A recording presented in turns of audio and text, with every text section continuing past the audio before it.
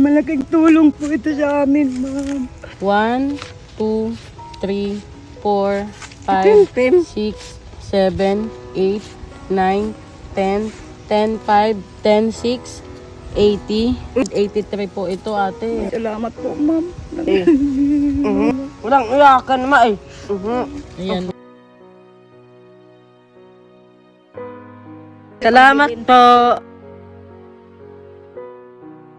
Ayan, magandang umaga po. Puntahan ulit natin si Richard, no? Be! Hello! Wow! May kubo na. Nasa si Richard saka si mama mo? Naggagamas po doon. Saan dun? Ay, doon. Ayun na. Ang laki.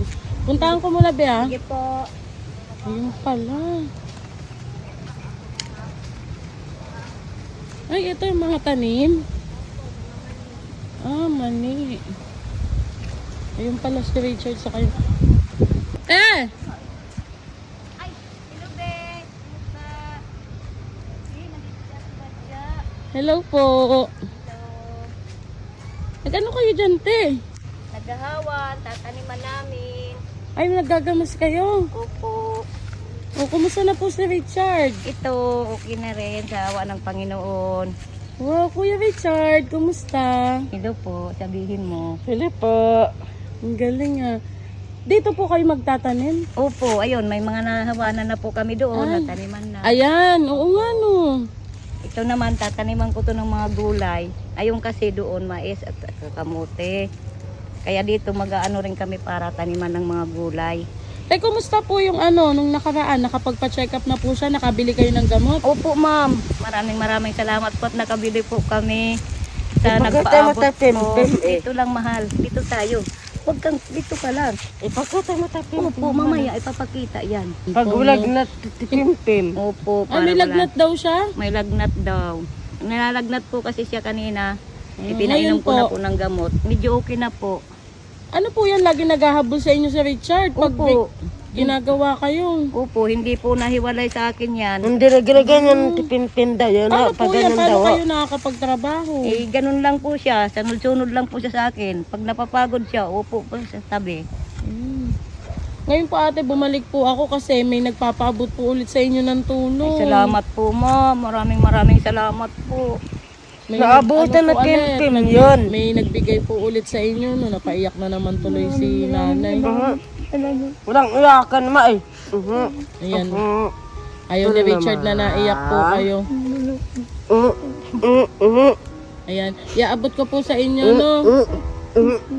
Huwag na po kayo umiyak, Nay, kasi po talagang pinapaabot po sa inyo itong tulong na to para kay Richard, no? At least Po, ngayon, ma'am.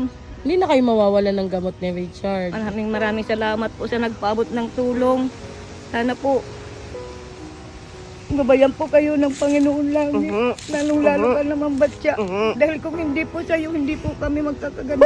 May tutulong sa amin. 1, 2, 3, 4,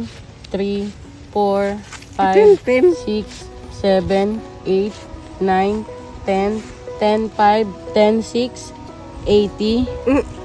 10,683 po ito, ate. Maraming salamat po, ma'am. Nang dahil po sa inyo, ma'am. Nga pa yung galibi daw ma eh.